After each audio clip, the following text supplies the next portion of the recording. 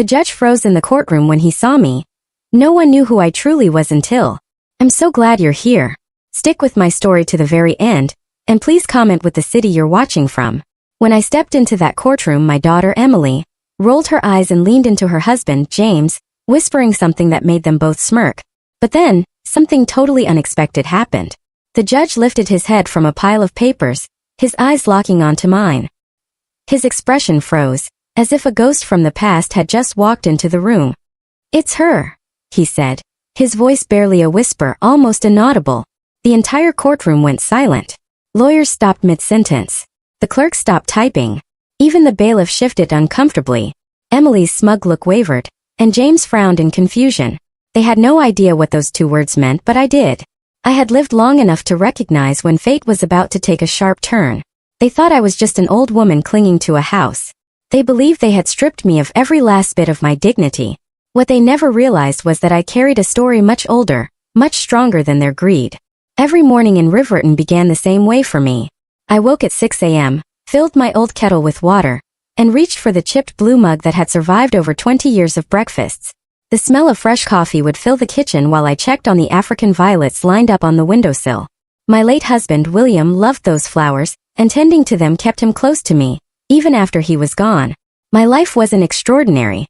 It was a rhythm of small habits, each one woven with memory and meaning. I had never traveled far or lived in luxury, but I had poured every ounce of myself into raising my daughter Emily. I worked late nights cleaning offices, sold homemade pies at church events, and mended dresses for neighbors, all to ensure she had opportunities one never knew. To most people, I was just a quiet grandmother with silver hair and hands that showed years of hard work. But in my heart, I carried decades of sacrifice that no one could see. That Thursday evening was meant to be special.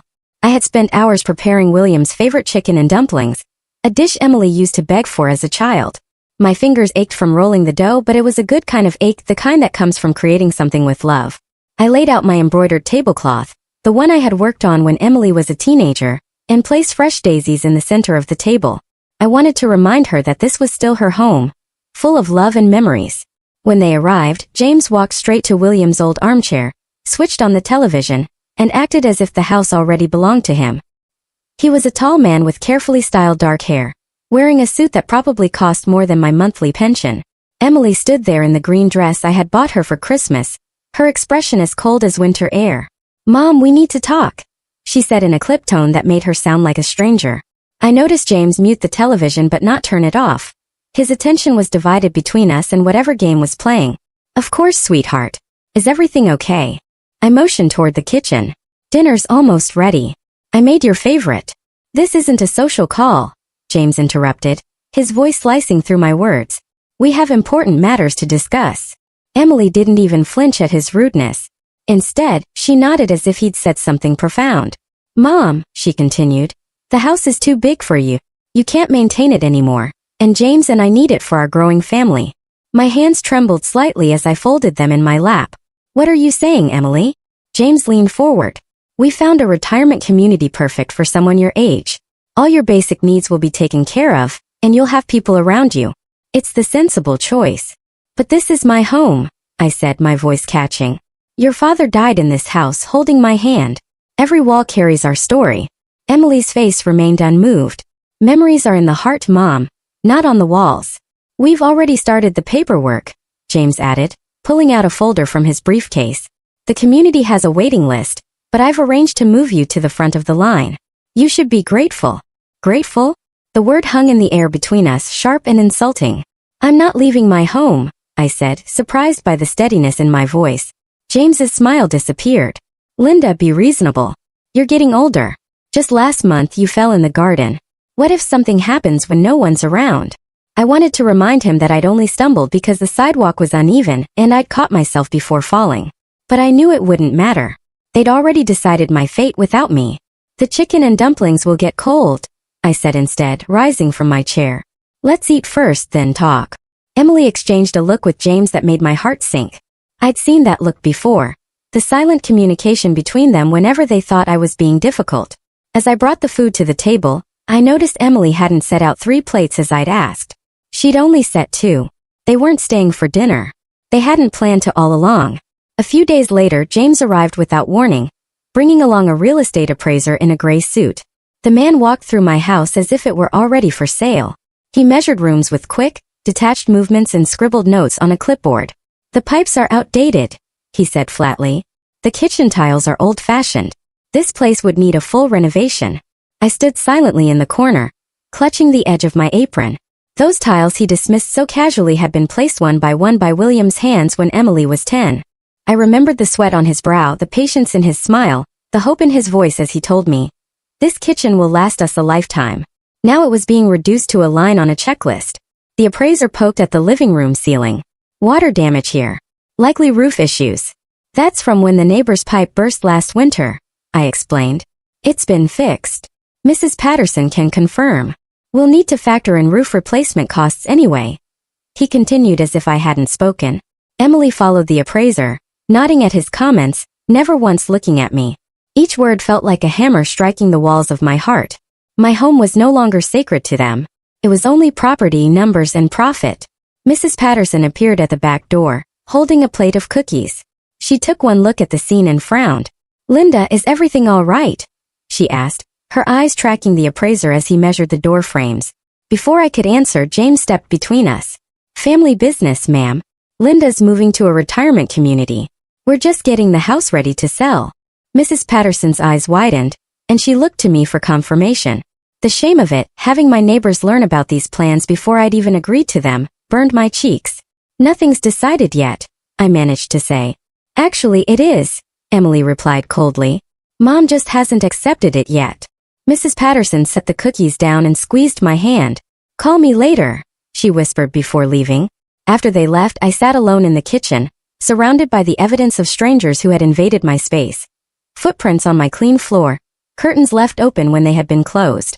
Even the air smelled different, of cologne and indifference. I picked up the phone to call Mrs. Patterson, but as I dialed, I saw Emily had left her scarf on the chair. A light blue cashmere scarf I'd saved for months to buy her when she got her first teaching job. Now she was married to James. She'd quit teaching. She said it was her choice, but I always wondered. I folded the scarf carefully and placed it by the door. Even now, I couldn't help but mother her. The following week, they returned with a lawyer in tow. James carried himself like a man already in possession of the house, while Emily avoided meeting my eyes. The lawyer spread a stack of documents across my dining table and spoke with rehearsed politeness. "Mrs. Smith, these are the transfer papers. Once you sign, the property will be in safe hands. Everything has been arranged for your comfort." I scanned the pages, the words blurring together. Transfer of ownership. Permanent. Irrevocable. My chest tightened as I realized this was not about selling the house to someone new. This was about taking it for themselves. "I need time to review these," I said, reaching for my reading glasses. "And I'd like my own lawyer to look them over." James laughed, a short, dismissive sound. "Linda, that's not necessary. We've taken care of everything." "Still, I'd prefer to have someone look at them on my behalf," I insisted. The lawyer, Gregory Peters, according to his card, glanced at James with obvious discomfort. "Mrs. Smith, the retirement community spot won't be held indefinitely. This is a time-sensitive matter." When I refused to sign, James' polite mask slipped. His tone hardened. "You're not in a condition to make decisions anymore, Linda. Emily is your heir. She's acting in your best interest." "My condition?" I repeated, feeling a flush of anger. "I'm perfectly capable." The lawyer added quietly, "If you don't cooperate, we may have to consider proceedings for mental incapacity." The room spun. My own daughter, the child I had worked myself ragged to raise, was preparing to strip me of everything I had left. My hands shook, but I forced the words out. "I'm not signing anything, and if you threaten me again, I'll call the police. Now please leave my house." James stood up, his face red. "This is a mistake, Linda. We're trying to help you." "Help me?" My voice was steadier than I expected. "By taking my home? By declaring me incompetent?" Emily finally spoke, her voice tight. "Mom, you're being unreasonable. We're worried about you living alone. If you were worried, you'd visit more than twice a year. You'd call me on days that aren't holidays. You'd ask what I want instead of deciding for me." Emily's face paled, and for a moment I thought I saw a flicker of shame, but then James placed his hand on her shoulder, and whatever doubt she felt vanished. "We'll be back, Linda," James said as they gathered their papers. "And next time we won't be asking." That night sleep would not come. I sat in William's armchair, the silence of the house pressing down on me like a heavy blanket. For the first time, I allowed myself to wonder if they were right. Maybe I was too old, too fragile, too useless to stand in their way. The thought cut deeper than any insult James had ever thrown at me. My eyes wandered to the framed photos on the wall. Emily as a baby in my arms, William smiling at her graduation, our family gathered around Christmas dinner. Every memory told me I had lived for others, given everything. Now I was being treated like a burden. William, I whispered into the quiet. I don't know how to fight this alone. The next afternoon, as I wandered through the house like a ghost, I opened William's old desk drawer. It was mostly filled with faded bills, envelopes, and letters I had seen before. But tucked beneath them was a slim folder bound with a tiny lock. My breath caught. I had never noticed it in all these years. I searched the drawers, then the shelves, until I found a small brass key, hidden inside one of William's favorite books about investing. My hands trembled as I slid the key into the lock and turned it. The folder creaked open, and inside was a stack of documents neatly arranged with William's initials on the corner. Most pages were contracts and statements I didn't fully understand, but one caught my attention instantly. It was a will signed and dated just 6 months before William had passed.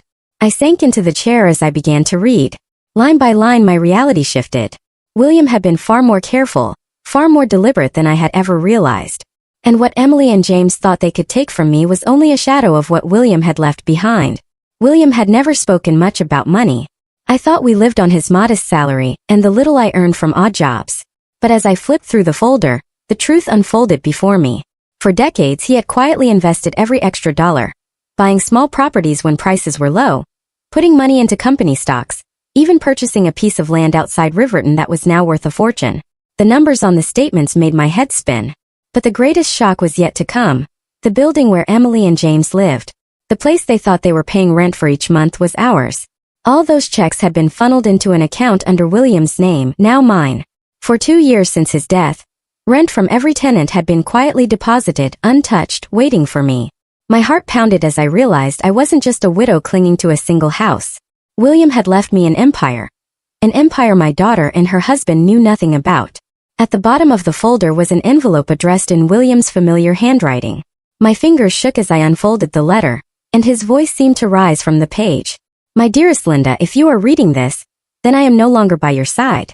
Forgive me for keeping this secret, but I wanted it to be a gift for your later years. You worked harder than anyone I've ever known, and you gave everything for Emily and me. I wanted you to live without fear, to know you would always be safe.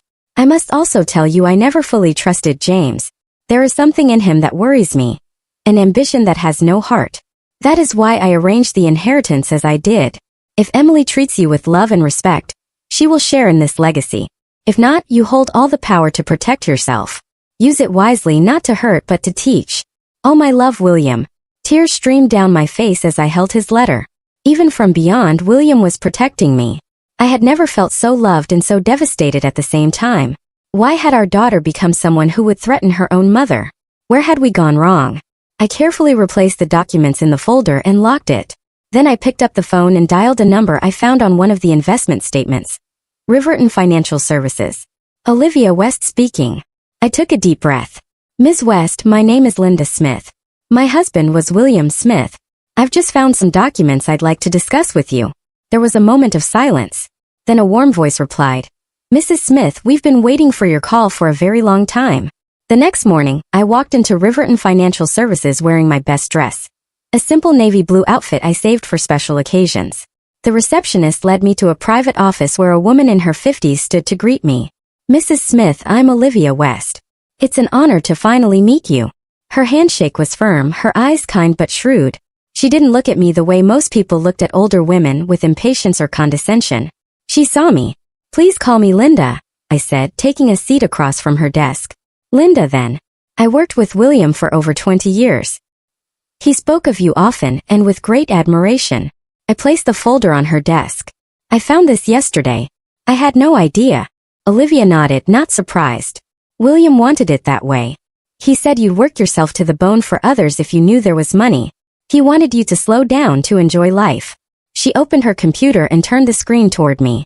Let me show you what you own, Linda. For the next hour, Olivia walked me through a list of assets that left me breathless. Apartment buildings, commercial properties, stock portfolios, savings accounts. All in my name, managed quietly by William's trusted team at Riverton Financial. The Parkview Apartments where my daughter lives? I asked, still struggling to believe. Yes, that's one of your properties, 12 units fully occupied. Your son-in-law's rent checks go directly into your holding account, and they have no idea. None. William set up a management company as a buffer. The tenants deal with them, not you directly. I sat back overwhelmed. Why wouldn't he tell me any of this? Olivia's expression softened. He did plan to tell you, but then his health declined so quickly. In his final weeks, he made me promise to look after you, to wait until you came to us. She pulled out another folder. There's something else you should know. William was concerned about your son-in-law. He asked us to look into James' background. My stomach tightened. What did you find? Nothing criminal but concerning patterns. Before marrying Emily, James had significant gambling debts. He's been involved in several questionable investment schemes, and he's currently facing financial pressure. His company is downsizing, and his position is vulnerable. The pieces fell into place. James' sudden interest in my house, the rush to get me to sign papers, the threats of declaring me incompetent. He's desperate for money, I whispered. Olivia nodded. And he likely sees your house as an easy target. What about Emily? Is she part of this? From what we've observed, she follows his lead. William was concerned about her judgment when it came to James. I thought about my daughter's cold eyes at our last meeting, how she'd stood by silently while James threatened me. It broke my heart, but I couldn't deny the truth. What should I do? I asked. Olivia leaned forward. That depends on what you want, Linda. You have options now. Many options. As we continued talking, a plan began to form. I wouldn't just protect myself. I would reclaim my dignity and maybe, just maybe, save my daughter from the man who was using her. When I left Olivia's office, I felt different. Straighter, stronger. The weight of fear had lifted, replaced by a calm determination I hadn't felt in years. On the way home, I stopped at the grocery store. Mrs. Patterson was there, selecting oranges. Linda, she called, hurrying over. I've been worried sick. What happened with your daughter and that awful man? I smiled, a real smile that reached my eyes. Things are about to change, Dorothy, in ways nobody expects. She studied my face. You look different today, like your old self. I feel like my old self, I replied. Actually, I feel even better. That night, I brewed my evening tea and watered William's violets as usual. But this time I didn't feel like a woman waiting for the end. I felt like a woman about to begin again. By dawn I had made my decision. The tears from the night before had dried, replaced by a calm I hadn't felt in years. I brewed my coffee, watered the violets, and set the folder of documents neatly on William's old desk. For the first time in a long while I felt steady, almost unshakable. When Emily and James arrived that morning with boxes and movers, expecting me to be packed and ready, they found me sitting in my armchair, sipping tea as if nothing in the world could bother me. Mom, what are you doing? Emily asked impatiently. The movers are here. I'm not leaving, I said, my voice even. James smirked, stepping closer, his tone sharp. Mrs. Smith, you don't have a choice. I met his eyes directly, refusing to look away. You're right, James. I don't have a choice. But it turns out you don't either. The mover stood awkwardly in the hallway, waiting for instructions. James waved his hand toward them as if signaling troops. Go on, start with the living room, he barked. Not so fast, I interrupted, rising slowly from my chair. I walked to William's desk and picked up one of the deeds. Did you know? I asked calmly. That the apartment you've been living in for 3 years has never really belonged to you? James' smirk faltered. We pay rent every month, Emily said, confused. Yes, I replied. To a management company that transfers it directly to me, because I own the entire building. The silence that followed was thick, broken only by the creak of the movers shifting on their feet. Emily stared at the paper in my hand, reading it again and again. James grabbed it from her, his face turning pale as the truth sank in. This has to be fake, he snapped. You're bluffing. Check the records yourself, I said evenly. You'll find I'm not bluffing at all. James's voice rose, anger spilling through his teeth. Even if this is true, you can't stop us. We'll fight it in court. You'll lose everything. I folded my hands in front of me. On the contrary, you have 30 days to find another place to live. After that, the law allows me to evict you. Emily gasped, her eyes filling with panic. Mom, you can't mean that. Family doesn't scheme to take away what isn't theirs, I answered firmly. You made your choice when you tried to push me out. James, desperate now, blurted out. Tell her, Emily, tell her why she can't do this. Emily's lips trembled. Mom, I'm pregnant. The words pierced me deeper than any threat. I would be a grandmother. Yet I was finding out like this, used as a bargaining chip. For a brief moment my resolve wavered, but then William's letter echoed in my mind. Use it not to hurt but to teach. I straightened my shoulders. Congratulations, Emily. But that doesn't erase what you've done. Emily's eyes brimmed with tears as she turned toward James. Maybe we should just apologize. Try to make this right. James's face hardened. I will never bow to her. She's manipulating you. She's manipulating all of us. I stood quietly, letting his words hang in the air. The truth was finally showing itself. James, please, Emily pleaded, clutching his arm. She's my mother. We can't throw her out like garbage. No, he barked, shaking her hand away. You're weak if you give in. In that moment I saw something shift in Emily. For years she had echoed his voice, mirrored his disdain. Now she was staring at him as if she truly saw him for the first time. She turned back to me, her voice trembling. Mom, I was wrong. I let him convince me that you were a burden, and I believed him because it was easier than admitting I married the wrong man. I swallowed hard. Words are a beginning, Emily, but only actions will show me you've chosen differently. That afternoon, when James had stormed out and the movers had gone, Emily sat across from me at the kitchen table. Her eyes were red from crying. Her hands clasped tightly together. I don't know what to do, she whispered. You start by telling me the truth, I said. All of it. And so she did. How James had lost his job 6 months ago but kept pretending to go to work. How they were behind on credit card payments. How he'd convinced her that my house was the solution to their problems. He said we'd sell it and use the money to start fresh, she explained, her voice small. But he also talked about how you weren't safe living alone. And you believed him? I wanted to, she admitted. It was easier than facing what our life had become. I reached across the table and took her hand. It was the first time we truly touched in years. The baby? I asked gently. It's real, she said, a hint of a smile breaking through her tears. 3 months along. Despite everything, joy stirred within me. A grandchild, a new beginning. Emily, you have choices to make, I said. And they won't be easy. She nodded, squeezing my hand. I know. You can stay here tonight, I told her. We'll figure out the rest tomorrow. That night, as I prepared the guest room for Emily, I found myself humming, an old habit I'd lost somewhere along the way. The house felt different with my daughter under its roof again. Even under these circumstances, there was hope in the air, fragile but real. I placed a vase of fresh violets on her nightstand, a peace offering of sorts. Then I sat down at William's desk and wrote a list of what needed to be done. This was just the beginning of a long journey back to family, to trust, to love. But for the first time in years, I wasn't walking it alone. What would you do if you were in my place? Have you ever been through something similar? Comment below and tell me which city you're watching from. 2 weeks had passed since that confrontation in my living room. Emily had moved into the guest bedroom temporarily, while James had refused to speak to either of us. The pregnancy had brought morning sickness that left Emily pale and tired most days. But there was something else different about her. A quietness, a thoughtfulness I hadn't seen since before she married James. I'd spent those 2 weeks meeting with Olivia West regularly, learning about my finances, understanding the extent of what William had built. Each revelation felt like getting to know my husband all over again.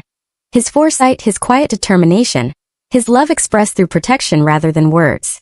Your net worth is substantial, Linda, Olivia explained during one of our meetings.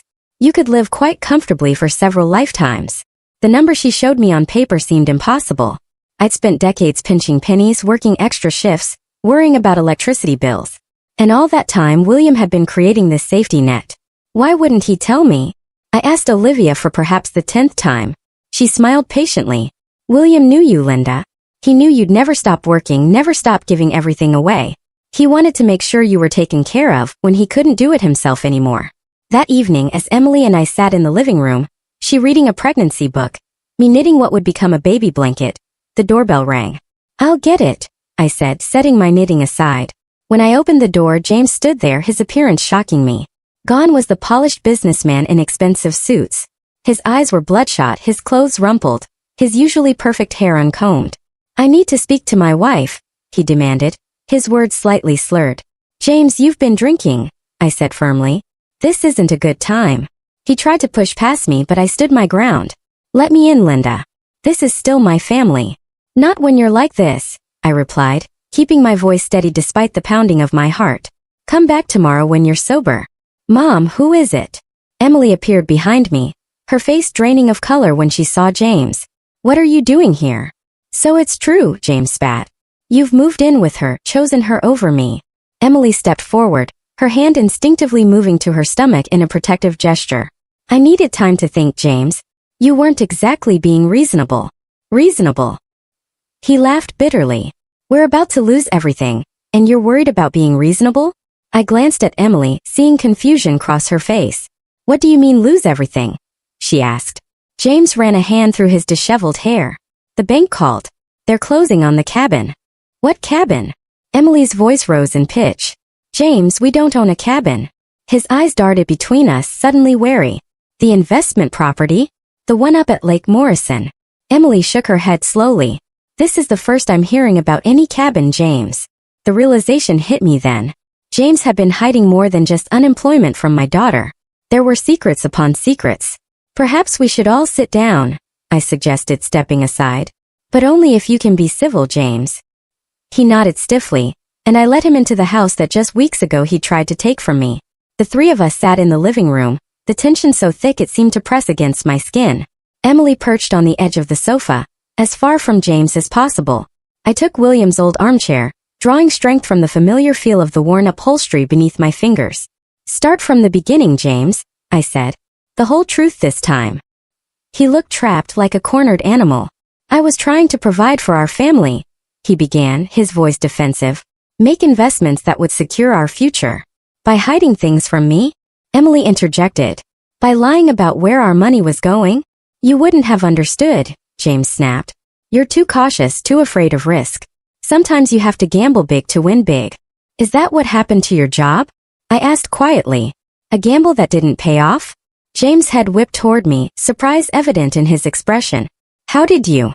I know many things now, James, I said, thinking of the detailed reports Olivia had shared with me.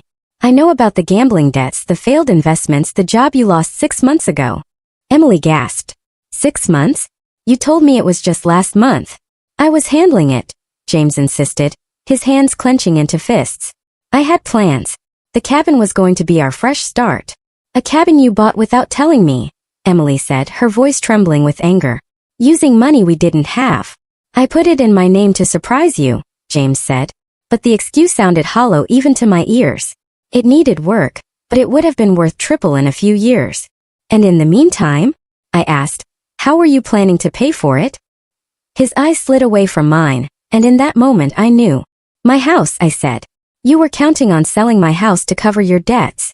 It was a temporary solution, James muttered. Until my investments matured.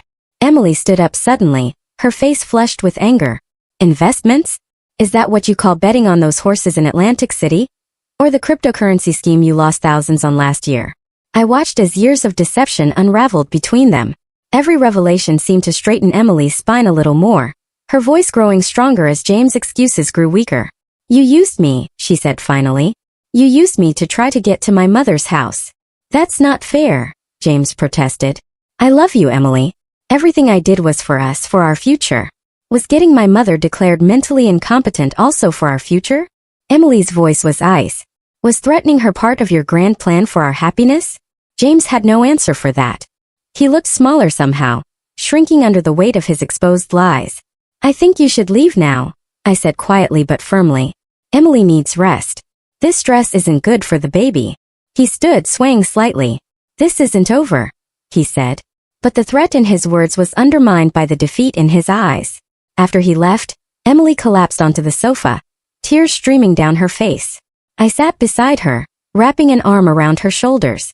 I've been so blind, she sobbed. So stupid. No, I soothed, stroking her hair as I had when she was small. You trusted someone you loved. That's never stupid. I let him turn me against you, she whispered. My own mother. We all make mistakes, Emily. The question is what we do after we recognize them.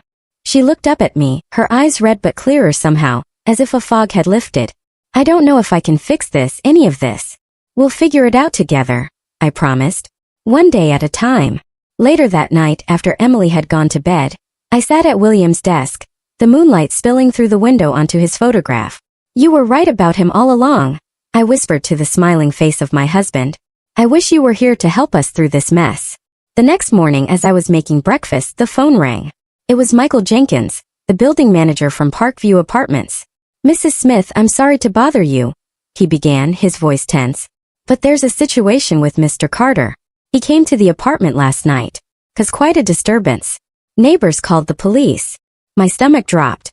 Was anyone hurt? No, ma'am. But he damaged some property in the unit, broke some windows, put holes in the walls. The police took him in, but I wanted you to know since you're the owner. I thanked him and hung up, my mind racing. Things were escalating faster than I'd anticipated. When Emily came downstairs, I had to tell her. Her face crumpled at first, but then something resolved in her expression. I need to see it, she said firmly. I need to see what he's done. We drove to the apartment complex in silence. Michael met us in the lobby, keys in hand. It's pretty bad, Mrs. Smith, he warned. The police said he was shouting about being cheated, about losing everything. The apartment that Emily had once been so proud of was now a disaster zone. Shattered glass crunched beneath our feet as we entered. The walls bore jagged holes. Family photos lay broken on the floor, and furniture had been overturned. But what caught my eye were the papers scattered everywhere. Bank statements, loan applications, betting slips. Emily moved through the wreckage like a sleepwalker, touching things gently as if to confirm they were real. She picked up a framed photo of their wedding day. The glass cracked across James' smiling face. I don't even know who that man is anymore, she said softly. As we gathered her essential belongings, Emily found a locked drawer in James' desk that had somehow survived his rampage. Using a hairpin, she managed to open it. An old trick I'd taught her when she was 12 and had lost the key to her diary. Inside was a folder labeled Smith House Appraisal and Sale. Emily's hand shook as she opened it. He had it all planned out, she whispered, spreading the papers on the floor between us. Floor plans for renovations after they got you out. Estimates for how much they could sell it for. Even brochures for that retirement home. But there was more. Buried beneath these were documents Emily had supposedly signed. Power of attorney forms, health directives, even a statement claiming I was showing signs of dementia. I never signed these, Emily said, her voice rising in panic. Never. He forged my signature. I took the papers from her trembling hands. We need to take these to the police, I said, and to my lawyer. Back at home, after calling both the police and Olivia West, Emily and I sat at the kitchen table. The magnitude of James' deception had left us both shaken. How could I not have seen this coming? Emily asked, her voice hollow. There must have been signs. Manipulative people are experts at hiding their true nature, I said gently. They show you what you want to see. I gave up teaching for him, she said, the realization seeming to hit her anew. He said my career was holding us back, that his job was more important. I believed him. You can always go back, I reminded her. You were a wonderful teacher, Emily. A small smile flickered across her face. The kids at Roosevelt Elementary still send me Christmas cards. The smile faded. But with a baby coming. One challenge at a time, I said, reaching across to squeeze her hand. First we deal with James. Then we plan for your future, both of yours. The doorbell rang again, and this time it was Olivia, carrying a briefcase and wearing an expression of grim determination. I reviewed the documents you mentioned on the phone, she said as I led her into the living room. We need to act quickly. Emily joined us and Olivia laid out our options. James could face charges for forgery, fraud, and potentially domestic abuse, given the destruction of the apartment. But pressing charges would mean a public trial, exposure, stress. All things that could complicate Emily's pregnancy. There's another option, Olivia said, opening her briefcase. William set up a trust with specific provisions for situations like this. We can leverage that to negotiate. Negotiate what? Emily asked. A clean break, Olivia explained. James walks away from any claim on your mother's property, on your marriage assets, on any future inheritance. In exchange, we settle his immediate debts and provide a modest one-time payment, enough for him to start over somewhere else. Why would we give him anything? Emily's voice was tight with anger. After what he tried to do? Because litigation is expensive and stressful, Olivia replied pragmatically. And because sometimes the cleanest cut heals fastest. I watched my daughter struggle with this, the practical solution warring with her sense of betrayal. It's your decision, Emily, I said. He's your husband, and it's your future at stake. She placed a protective hand over her belly. And my child's future. After a long moment she nodded. Make the offer. I want him gone. Olivia left with our approval to draft the settlement offer. Emily and I spent the rest of the day in quiet activities around the house. She sorting through the belongings we'd rescued from the apartment, me preparing comfort food for dinner. The normalcy was soothing, a reminder that life could go on after upheaval. That evening, as we washed dishes side by side, Emily broke our companionable silence. "I keep thinking about Dad," she said, scrubbing a pot with more force than necessary. "How he knew, how he tried to protect you from what was coming." "Your father always saw people clearly," I replied. "It was his gift." "Did he see me clearly?" she asked, her voice small. "Did he know I would betray you like this?" I set down the plate I was drying and turned to face her. "Emily, look at me. Your father loved you completely. He knew you might make mistakes, but he also knew your heart. He would have forgiven you in an instant, just as I have." "I don't deserve it," she whispered, tears welling in her eyes. "Forgiveness isn't about deserving," I told her, wiping a tear from her cheek. "It's about love and second chances." She leaned into me then, and I held my daughter as she cried for her broken marriage, for her mistakes, for the years we'd lost to James' influence, but also, I hoped, for the new beginning that lay ahead. The next morning brought unexpected news. James had been arrested again, this time for attempting to break into our house during the night. A neighbor had spotted him trying to force the back door and called the police. "He was carrying documents," the officer explained when he came to take our statement. "Plans of your house, financial papers. Says he was just trying to get his things. But given the restraining order his wife filed yesterday," Emily's face had gone pale. "I just filed that restraining order yesterday afternoon. How did he even know about it so soon?" The officer looked uncomfortable. "Ma'am, in these domestic situations, information sometimes leaks. Could be a clerk, could be someone he knows at the courthouse." After he left, Emily paced the living room. "He's not going to stop, Mom. He's desperate now." I thought about what Olivia had said about clean breaks and fresh starts. "Maybe we need to change our approach," I said slowly. "Negotiation might not be enough." We called Olivia, who arrived within the hour, bringing with her a stern-looking man she introduced as Robert Chun, a private investigator who had worked with William in the past. "James Carter has a history of erratic behavior when cornered," Robert explained, laying out a file on our coffee table. "His gambling issues go back further than you might think. There were incidents at his previous workplace. Money missing from accounts he managed. They let him go quietly," Olivia added. "No charges filed. William discovered this during his background check, which is why he never trusted James." Emily looked stricken. "So, his job before the one he just lost? That ended because of theft?" Robert nodded grimly. "And there's more. The cabin he mentioned, it's not in foreclosure because he couldn't make payments. It's in foreclosure because he took out a second mortgage without proper documentation. The bank is investigating potential fraud." "He's drowning," I murmured.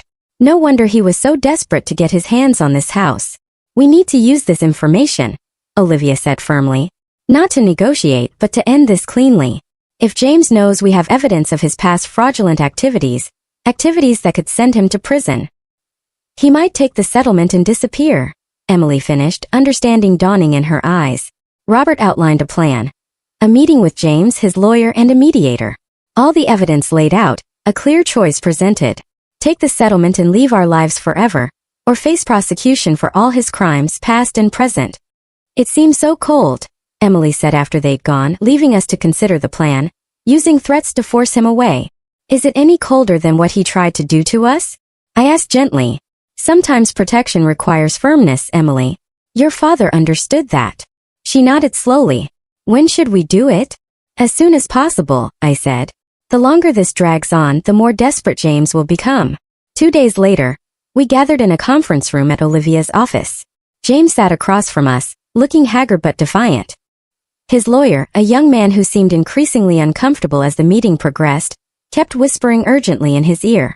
Olivia presented our case methodically, laying out document after document. The forged papers, the fraudulent loan applications, the evidence of embezzlement from his previous job that had never been reported to the authorities.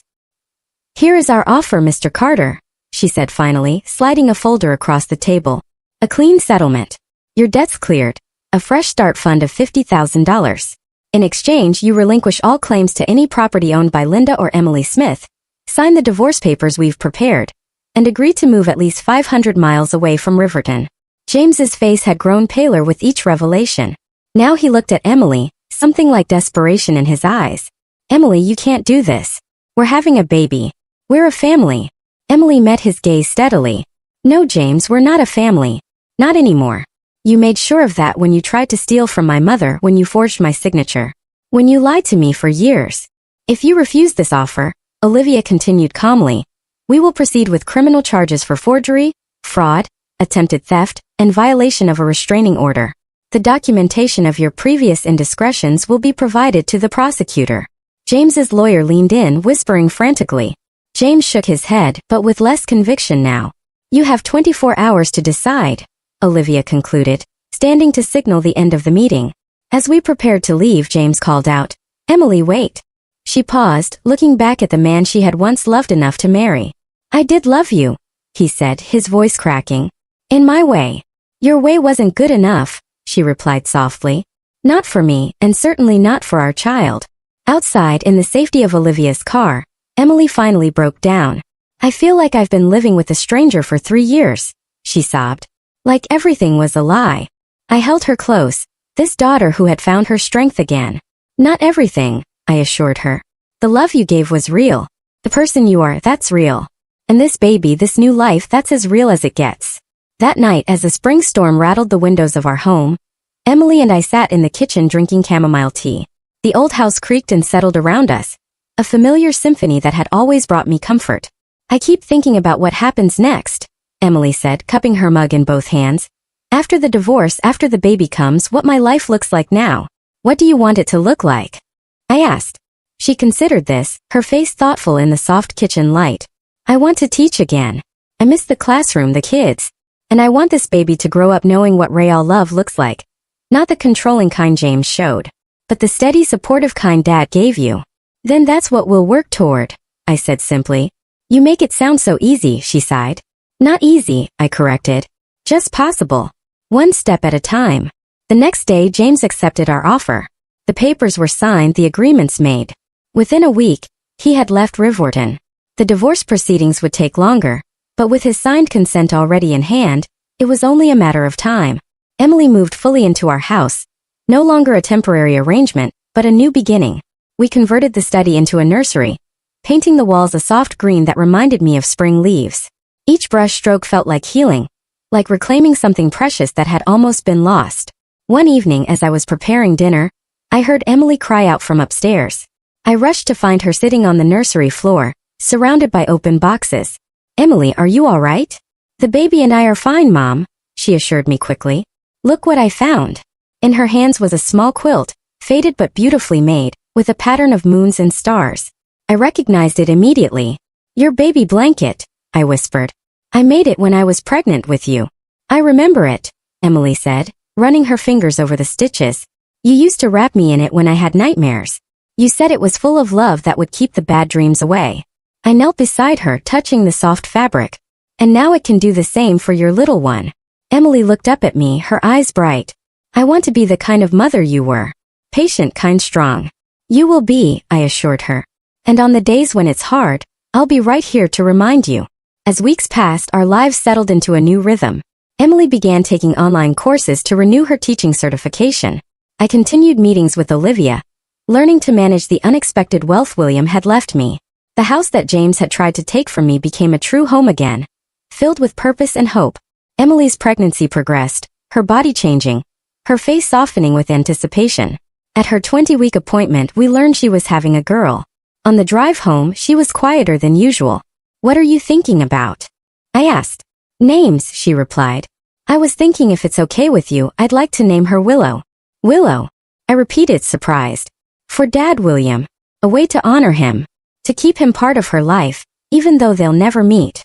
Tears pricked my eyes as I reached over to squeeze her hand.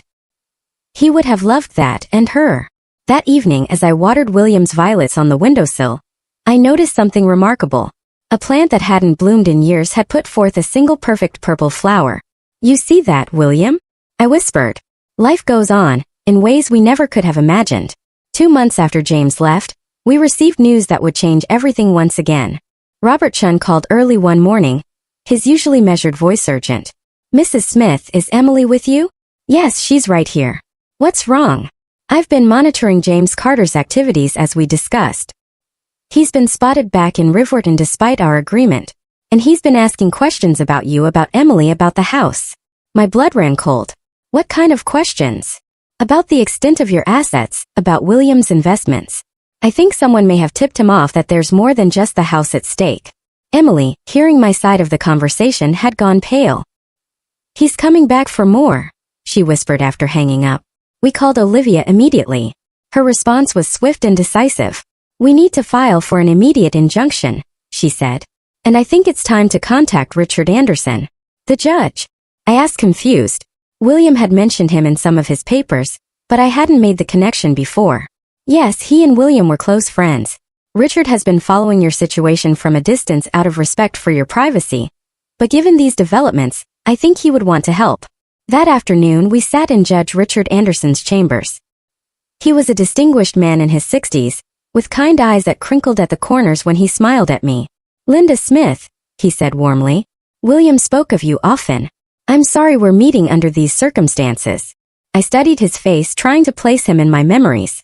Did we ever meet, Judge Anderson, when William was alive? Once at a charity dinner. You probably wouldn't remember. There were hundreds of people. But William pointed you out. Said you were the reason for everything he did. Something in his tone made me believe him completely. This wasn't just professional courtesy. This was a man who had genuinely respected my husband.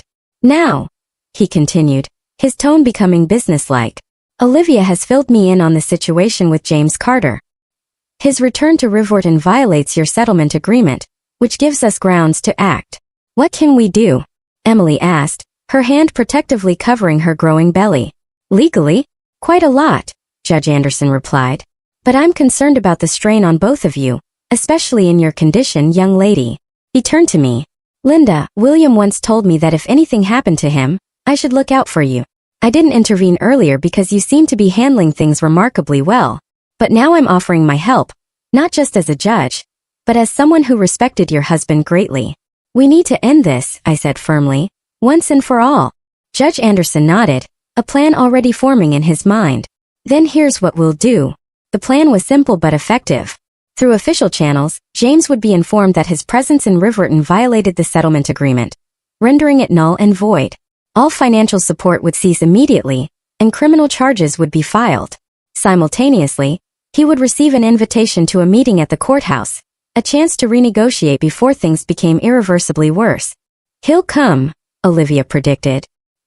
His type always believes they can talk their way out of trouble. And when he does, Judge Anderson added grimly, he'll find himself facing not just civil penalties, but a formal hearing on his violations. Will I have to be there? Emily asked, worry creasing her brow. No, I said firmly before anyone else could answer. You won't face him again. I'll handle this. Mom. She began to protest, but I shook my head. This is what your father would have wanted. For me to protect you, to finish what he started. As we left the courthouse, the weight of what lay ahead settled on my shoulders, but it was a weight I could bear now, strengthened by truth, by love, by the knowledge that I was no longer alone in this fight. That night, after Emily had gone to bed, I sat at William's desk and wrote him a letter he would never read. My dearest William, I understand now why you did what you did, the secrets you kept, the protections you put in place. You saw what I couldn't or wouldn't see. You knew that someday I might need to stand on my own to fight, not just for myself but for our family. I wish you could see Emily now.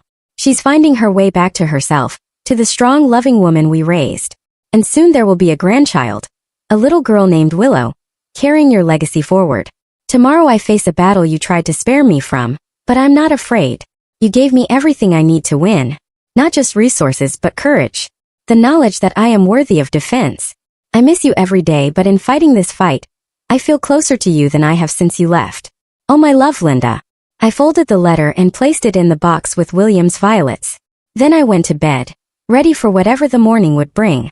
What I didn't know then was that fate had one more surprise in store. One that would change everything when I walked into that courtroom the next day. The morning of the courthouse meeting dawned clear and bright, a sharp contrast to the storm of emotions within me. I dressed carefully in a simple blue suit I'd worn to William's funeral, a reminder of what I was fighting for, of the man who had protected me even beyond death. Emily insisted on driving me despite my objections. I won't come inside, she promised. But I need to be nearby for my own peace of mind. We rode in silence, each lost in our own thoughts. When we arrived at the courthouse, Emily squeezed my hand. "You don't have to do this alone, Mom." "I'm not alone," I assured her, touching the folder of documents in my purse. "Your father made sure of that." The courthouse was imposing, all marble columns and stern authority. Olivia West met me at the entrance, her usual calm demeanor bolstered by an air of determination. "James arrived 10 minutes ago," she informed me. "He brought a new lawyer, younger, more aggressive than the last one." "Is Judge Anderson ready for us?" I asked. Olivia nodded. "Everything is in place. Remember, Linda, no matter what James says, no matter how he tries to manipulate the situation, you have truth on your side." We walked through the echoing hallways, our footsteps a steady rhythm that helped calm my racing heart. Outside courtroom C, Robert Chun waited with a nod of encouragement. "Mrs. Smith," he said respectfully, "I'll be right behind you." The courtroom itself was smaller than I'd expected, almost intimate. James sat at one table with his lawyer, a sharp-featured young man in an expensive suit. They were deep in whispered conversation when we entered, but James' head snapped up at the sound of the door. Our eyes met across the room, and I was surprised to see not anger, but calculation in his gaze. Olivia guided me to our table, arranging her files with practiced efficiency. The room filled gradually. Court officers, a stenographer, Robert Chun taking a seat in the back row. A nervous energy permeated the space, like the air before a thunderstorm. At precisely 10 a.m., the bailiff called for us to rise. The Honorable Judge Richard Anderson presiding. The side door opened and Judge Anderson entered, his black robes lending him an air of solemn authority. He took his seat at the bench, his gaze sweeping the room before settling on me with a nearly imperceptible nod. "Be seated," he instructed. "This is a preliminary hearing regarding the violation of settlement terms between Linda Smith and James Carter. Let the record show that both parties are present with counsel." He shuffled some papers, then looked directly at James. "Mr. Carter, you were explicitly prohibited from returning to Rivwharton as part of your settlement agreement. Yet here you are. Would you care to explain?" James' lawyer rose smoothly. "Your Honor, my client has compelling reasons for his return. We have evidence that material facts were withheld during settlement negotiations." "What material facts would those be, Counselor?" Judge Anderson asked, his tone neutral but his eyes sharp. "The true extent of Mrs. Smith's assets. Your Honor, we believe she and her late husband engaged in deliberate concealment of wealth to defraud my client's wife, their daughter, of her rightful inheritance."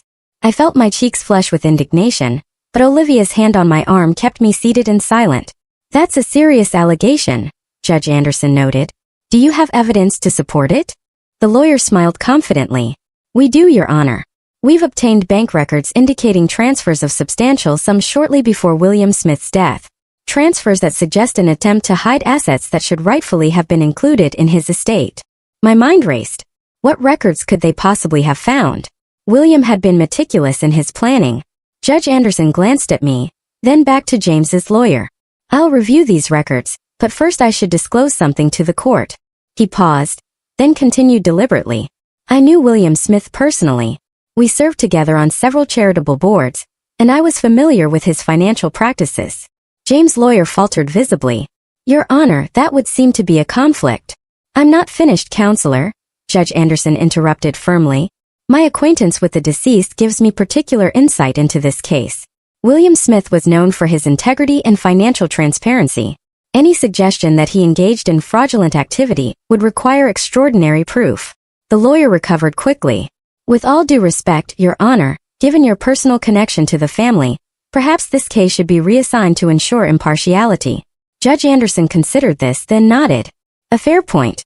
However, before I make that determination, I'd like to hear from Mrs. Smith's counsel." Olivia rose with calm confidence. "Your Honor, we welcome scrutiny of William Smith's financial dealings. In fact, we've prepared a complete accounting of all assets in question."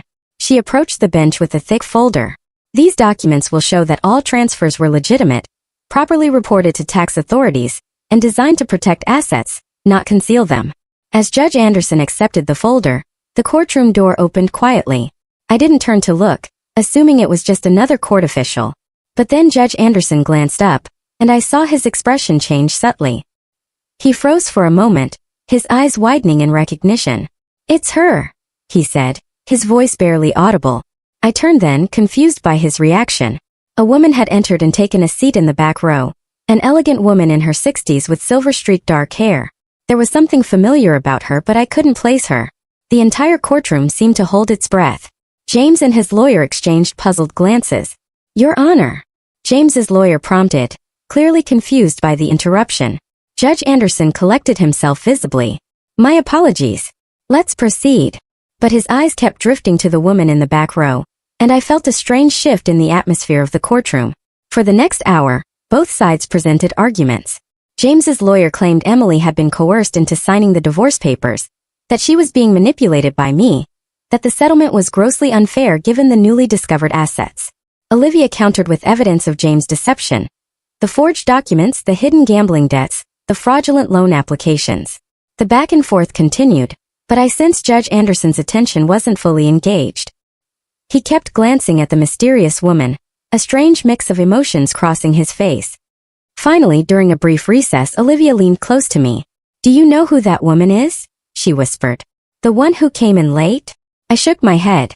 She seems familiar, but I can't place her. That's Eleanor Winters, Olivia said. Judge Anderson's former fiancée from law school. They were engaged 30 years ago, then suddenly broke it off. No one ever knew why. My breath caught. 30 years ago? Around the time William and I were first married, when I was working as a secretary at the courthouse to put him through his business courses. A distant memory stirred. A young law clerk, shy and overwhelmed, crying in the break room late one evening.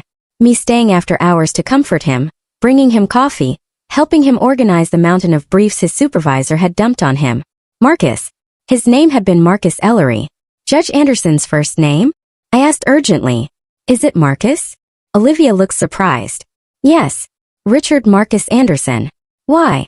Before I could answer, the bailiff called us back to order. Judge Anderson returned to the bench. His demeanor noticeably changed, more focused, more determined. Having reviewed the evidence presented by both sides, he began, I find that Mr. Carter has indeed violated the terms of his settlement agreement. Furthermore, I find his allegations regarding concealed assets to be without merit. James's lawyer started to object, but Judge Anderson silenced him with a raised hand. I'm not finished, counselor. Given the seriousness of Mr. Carter's violations and the evidence of his prior attempts to defraud Mrs. Smith, I am ordering the immediate reinstatement of all criminal charges that were conditionally dropped as part of the settlement agreement. James half rose from his seat, his face flushing with anger. You can't do that. This is a setup. Sit down, Mr. Carter, Judge Anderson commanded, his voice sharp. One more outburst and I'll hold you in contempt. James subsided, but his eyes burned with fury as Judge Anderson continued. Furthermore, I am issuing a permanent restraining order prohibiting Mr. Carter from approaching within 500 yards of Linda Smith, Emily Smith, their residence, or any property owned by either of them. Olivia squeezed my hand under the table, a silent celebration of victory. Court officers will escort Mr. Carter to the processing area where he will be formally charged with forgery, fraud, and violation of court orders. Bail will be set at the hearing tomorrow morning. The courtroom erupted in murmurs as two officers approached James, who sat in stunned disbelief.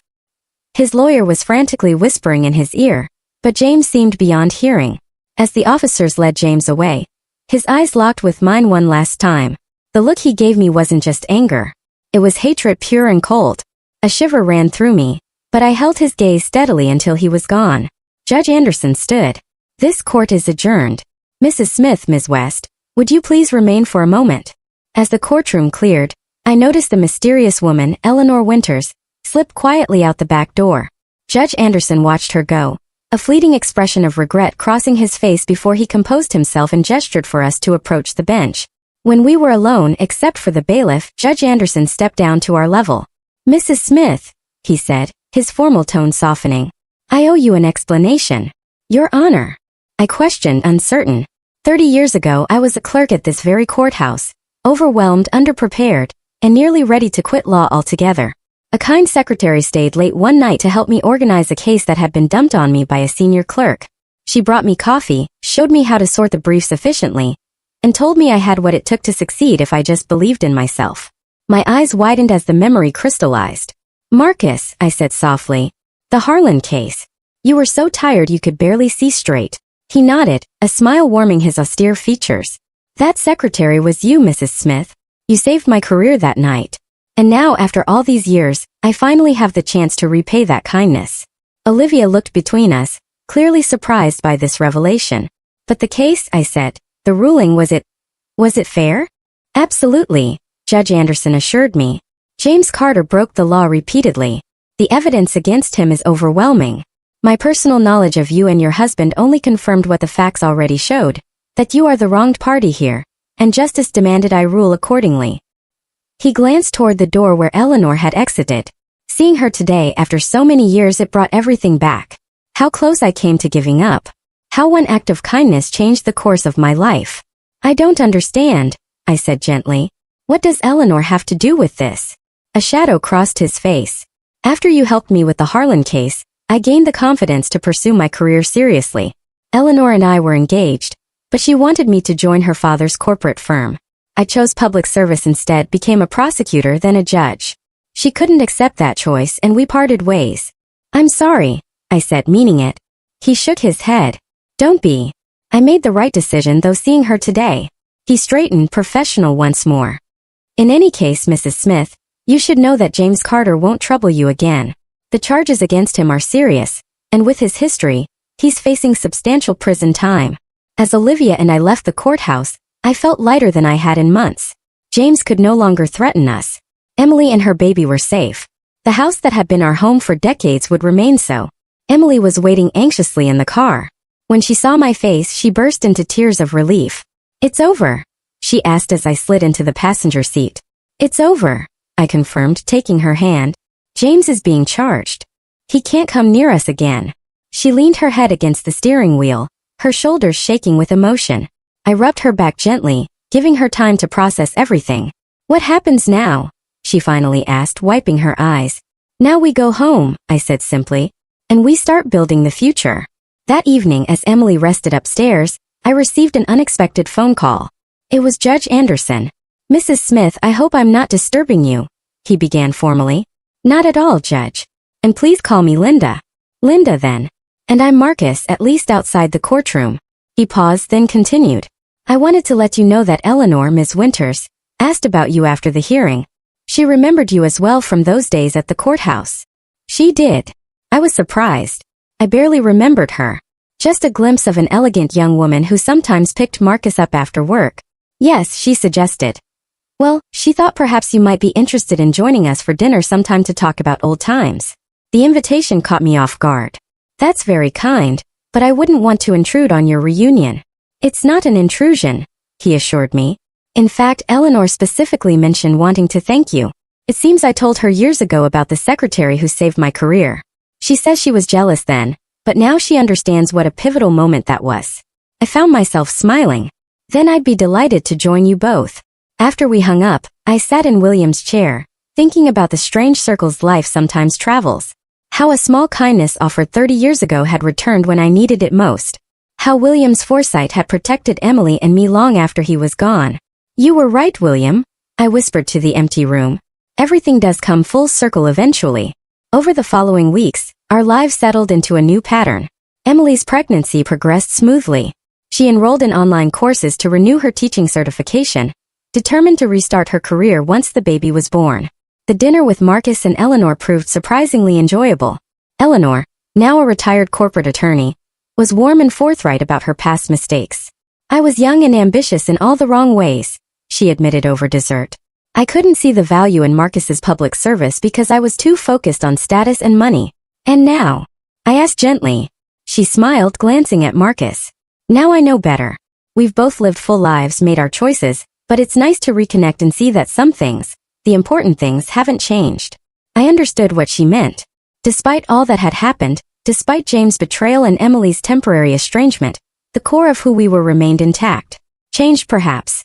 Stronger definitely. But still essentially ourselves. As Emily's due date approached, I found myself thinking more and more about what would come next. The house that James had tried to take from me now felt too large for just Emily, her baby and me, and the wealth William had left. It seemed wrong somehow to keep it all to ourselves when so many others faced situations similar to what we had endured. One morning as Emily and I shared breakfast, I broached the subject that had been growing in my mind. I've been thinking about making some changes, I began cautiously. Emily looked up from her prenatal vitamins. What kind of changes? This house has served us well, but it's more space than we need. And there are other women out there, older women like me, who are being pushed aside, made to feel like burdens by the very people who should protect them. Emily nodded slowly, understanding dawning in her eyes. What are you thinking, Mom? I want to use part of your father's legacy to establish a foundation, a place where women who have been abandoned or abused in their later years can find refuge, support, and dignity. That's a beautiful idea, Emily said softly. Dad would be so proud.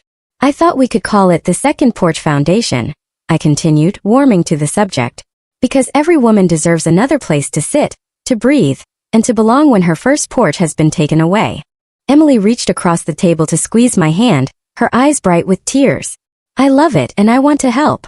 Over the next month, with Olivia's guidance, we set the foundation in motion. We purchased a large Victorian house on the edge of town and began renovations to turn it into a residence for women in need. The work gave purpose to our days, a focus beyond our own troubles. I found myself energized in a way I hadn't been since William's death. Each decision, from the color of the walls to the arrangement of the garden, felt meaningful part of creating something lasting and good. Emily threw herself into the project, too, designing a children's playroom for visiting grandchildren and creating a library filled with resources on legal rights, financial literacy, and emotional healing. The first residents arrived 2 weeks before Emily's due date. 3 women whose stories echoed aspects of my own. Margaret, whose son had sold her home without permission while she was hospitalized. Dorothy, whose husband of 40 years had left her for a younger woman, freezing their joint accounts. And Sophia, who had fled an abusive relationship with nothing but the clothes on her back. Watching them begin to heal, to find their voices again, was like witnessing small miracles daily. They formed a tight-knit community, supporting each other through tears and laughter, sharing skills and stories. Margaret, a former accountant, helped Dorothy untangle her financial situation. Dorothy, an avid gardener, showed Sophia how to nurture the flowers in our backyard. Sophia, who had been a teacher like Emily, tutored Margaret's grandson when he visited. As for me, I found a new identity beyond widow or victim. I became a mentor, an advocate, a force for change in our community. The local newspaper ran a story about the foundation, bringing attention to the often invisible plight of older women facing abuse and abandonment. Letters began to pour in from around the country, women sharing similar experiences, asking for help or offering support. Each one reinforced what I already knew. What had happened to me wasn't unique or rare. It was a silent epidemic, hidden behind closed doors and social expectations that older women should acquiesce, should sacrifice, should fade quietly away. We need to expand, I told Olivia during one of our regular meetings. There are so many women who need this. She smiled unsurprised. William would say the same thing. He always believed in using resources to create meaningful change. He never told me about his philanthropy, I mused. Another secret he kept. Not a secret, Olivia corrected gently. Just another way he tried to protect you from worrying. He funded scholarships, small business grants, community programs, always anonymously.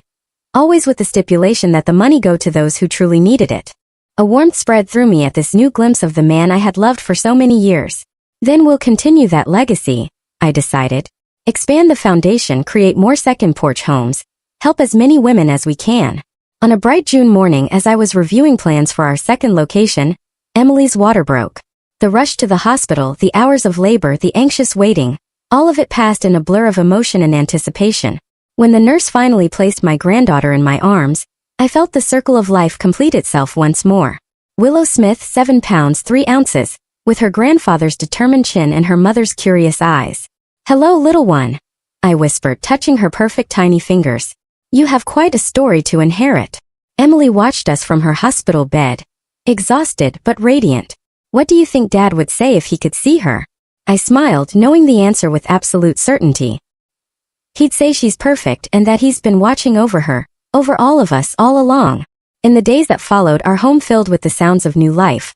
Willow's cries and coos, Emily's lullabies, the gentle rhythm of rocking chairs and midnight feedings. The 3 of us settled into a new normal. 3 generations of Smith women supporting each other through this latest transition. 5 years passed in what felt like the blink of an eye. The garden in Riverton was alive with color. My granddaughter Willow, now 4 years old, ran barefoot across the grass, chasing butterflies, her laughter echoing through the yard. Emily stood at the porch steps, her hands dusted with flour from preparing Sunday lunch. She had rebuilt her life, returning to teaching and finding joy in both her classroom and her role as a mother. The Second Porch Foundation had grown beyond my wildest dreams. 3 homes now operated across the state, with plans for a 4th underway. Dozens of women had found safety and dignity within their walls. Some stayed briefly until they could secure their independence. Others became permanent residents, contributing to the community we had built together. That afternoon, an envelope arrived addressed to me. It was an invitation to the dedication of our newest second porch home. Dozens more women would soon find safety and dignity within its walls. Later that week, Judge Marcus Anderson visited with Eleanor, who had become a dear friend and volunteer at the foundation. He smiled warmly and said, "Linda, your work has inspired us all. The Retired Judges Association wants to honor you for what you've built." As Willow climbed into my lap holding a yellow flower, I realized how far we had come. Pain had been turned into legacy, and love had survived its hardest test. Looking back, I see now that true strength was never in shouting or fighting louder. It was in standing calmly with the truth in my hands, refusing to be erased. William's letter had told me to use power not to hurt, but to teach, and that is what I tried to do. Emily learned that respect cannot be forced, and I learned that dignity is something we must protect for ourselves. If my story reminds you of your own, know this: you are not powerless. Even in the darkest moments, there is always a way to reclaim your voice, your place, and your worth. Sometimes life circles back with unexpected kindness, the way Judge Anderson remembered me after decades. Sometimes the victory is simply refusing to be pushed aside. James served 3 years for his crimes. Upon his release, he left the state as required and never contacted us again. I heard he remarried eventually, and I truly hope he found the peace and purpose that had eluded him before. Revenge was never my goal, only justice and protection for those I loved. As for me, I discovered that there is a difference between getting older and growing old. The first is inevitable. The second is a choice. I chose to grow, to learn, to build something that would outlast me. William would have wanted that. A legacy not just of material wealth but of positive change in the world. Every morning I still rise at 6 a.m. I still brew my coffee in that chipped blue mug. I still tend to violets on the windowsill. But now I do these things not out of lonely habit, but as reminders of the journey that brought me here, to this place of purpose, fulfillment, and deep, abiding joy. If you found meaning in my story, I invite you to share it. Leave a comment and let me know where you're watching from.